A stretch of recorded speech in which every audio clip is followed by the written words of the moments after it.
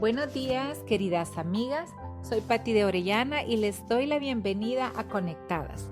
Esta mañana reflexionaremos en la palabra en Filipenses 4. Regocijaos en el Señor siempre. Así que, hermanos míos, amados y deseados, gozo y corona mía, estad así firmes en el Señor, amados. Ruego a Evodia y a Síntique que sean de un mismo sentir en el Señor. Asimismo te ruego también a ti, compañero fiel, que ayudes a estas que combatieron juntamente conmigo en el Evangelio, con Clemente también y los demás colaboradores míos, cuyos nombres están en el libro de la vida. Regocijaos en el Señor siempre. Otra vez digo, regocijaos. Vuestra gentileza sea conocida de todos los hombres, el Señor está cerca. Por nada estéis afanosos, sino sean conocidas vuestras peticiones delante de Dios en toda oración y ruego, con acción de gracias, y la paz de Dios que sobrepasa todo entendimiento, guardará vuestros corazones y vuestro pensamiento en Cristo Jesús. Amado Señor, te agradecemos por todo lo que haces en nuestras vidas, porque cada día podemos experimentar tus maravillas y experimentar tus misericordias que son nuevas cada mañana. Ayúdanos por favor a comprender tu palabra y a guardarla en nuestro corazón para que sigas obrando en nuestras vidas. En el nombre de Jesús, amén. El apóstol Pablo se está dirigiendo a la iglesia de los Filipos. Y hoy en día el Señor se está dirigiendo a todas nosotras. Así que escuchemos lo que Él quiere hablarnos. Algunas indicaciones que el Señor da por medio de Pablo son las siguientes. Primero, anima a la iglesia a permanecer firmes en el Señor.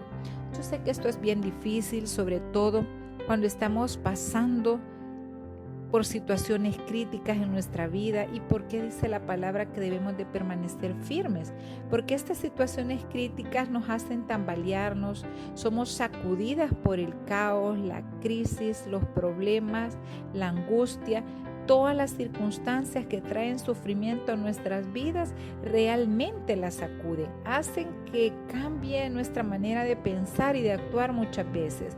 Podría desanimarnos y aún dejar nuestra fe en el Señor, porque sentimos que nuestra situación no cambia, que no somos escuchadas cuando oramos, pero es cuando más debemos estar aferradas y orar al Señor con sinceridad y decirle lo que pensamos. De todas formas, el Señor ya lo sabe. Si una crisis nos está llevando a sentir enojo, a sentir angustia, a sentir falta de fe, a sentir que no vamos a poder resolverlo, que no lo aceptamos ni queremos que eso esté pasando, de la misma manera que lo sentimos, así se lo debemos de decir al Señor.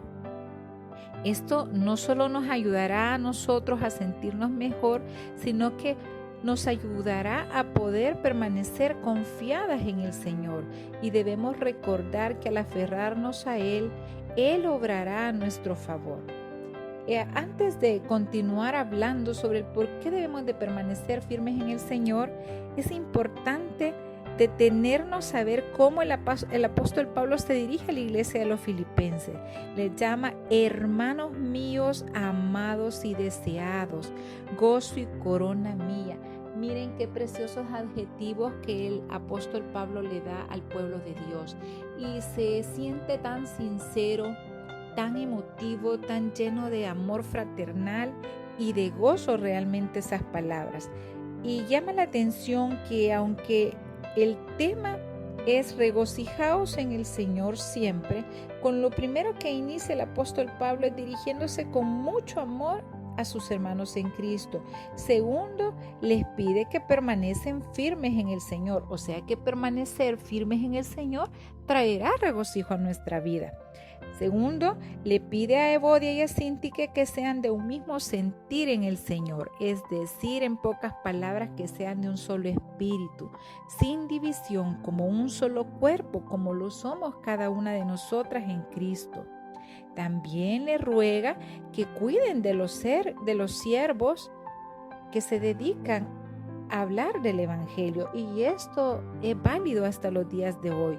Todos todos como hijos e hijas de Dios, como parte del cuerpo de Cristo, tenemos que velar por aquellos que se dedican completamente al servicio del Señor y a la expansión del Evangelio de nuestro Señor Jesús.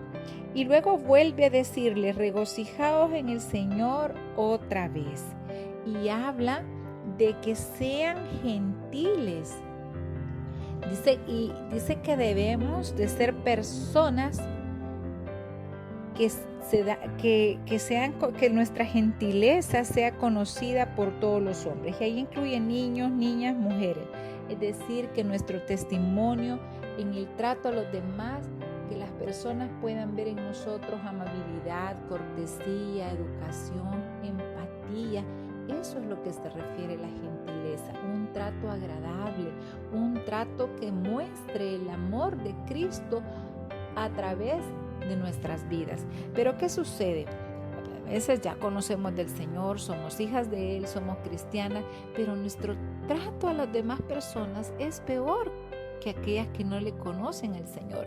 Y realizamos nuestros trabajos en instituciones y tratamos mal a las personas. Y damos mal testimonio, más si ya conocen que somos cristianas. Entonces el Señor nos llama, nos invita a que seamos personas amables, personas gentiles en el trato de Él. Y me llama la atención que el apóstol Pablo vuelve a insistir en que nos regocijemos en el Señor. Y él mismo lo dice, otra vez os digo, regocijaos. Y sigue, ¿verdad?, dando algunas otras indicaciones. Y en este momento habla de que no debemos estar afanadas por nada.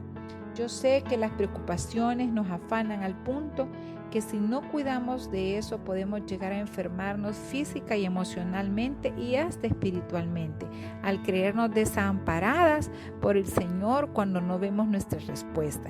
Entonces, ¿qué debemos de hacer? Seguir lo que la palabra dice. Primero dice que por nada estemos afanosas, y cuando el Señor dejó escrito en su palabra nada es nada, porque Él mejor que nadie conoce todas las angustias que puede pasar el hombre y la mujer. Entonces no dejó ni una afuera de ese concepto, de esa palabra que dice nada. Significa que para Él no hay nada imposible que Él no pueda resolver, pero que muchas veces lo que nos desespera es que no sabemos el tiempo ni la forma en que Dios lo hará.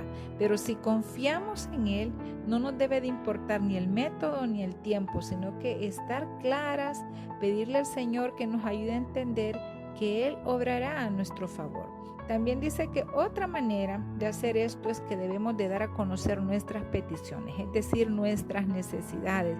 Se las debemos de decir al Señor en toda oración y ruego. Y ruego es como hacen los niños cuando nos piden algo, ¿verdad? Nos insisten tanto, son tan persistentes que a veces hemos dicho que no y terminan sacándonos un sí. Es decir, el ruego implica constancia, pero hay algo precioso también. Dice que debemos tener acción de gracia. Quiere decir que debemos agradecer aún antes de recibir respuesta, que por fe sepamos que Dios obrará para bien de nuestras vidas. Y este mandato tiene una promesa. Dice que la paz de Dios, que sobrepasa todo entendimiento, guardará nuestros pensamientos y nuestros corazones en Cristo Jesús.